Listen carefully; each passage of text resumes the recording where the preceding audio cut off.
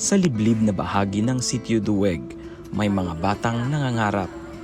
Pero ang simpleng paglaki ay hindi madali dahil sa malnutrisyon. Hindi lumakas ang katawan niya, madam. Maliit lang siya na hindi gaanong yung malusog yung katawan niya. Pinapahilot ko naman, madam, hindi matatanggal, madam. Inisip ko naman, madam, na baka bulati. Ayon sa datos, isa sa bawat 5 batang Pilipino ay stunted o bansot dahil sa kakulangan ng masustansyang pagkain. Malaking konsentrasyon nito ang matatagpuan sa Aita Community sa Sitio Duweg, Tarlac. Isa sa kanila si Anton, magsasaka ang kanyang inang si Nenita. Kahit anong sikap, kulang pa rin ang kinikita.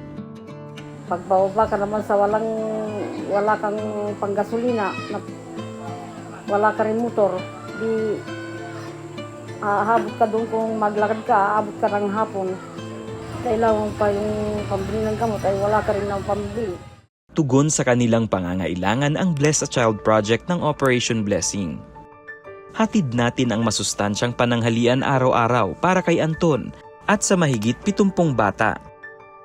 Mayroon ding regular na medical check-up para masigurong bumubuti ang kalusugan ng mga bata at ng komunidad. So ngayon, madam, nagpapasalamat ako sa inyo na malusog na siya, madam. Nawala na yung mga bulati sa tiyan niya. Ngayon ay masarap na siyang kakain, madam. Mana Malusog na yung anak ko. Kahit nasa bundok kami, napuntahan kami ng mga doktor. Salamat po! If this story touched your heart, support CBN Asia and help bring God's miracles into more homes. Tap to donate today.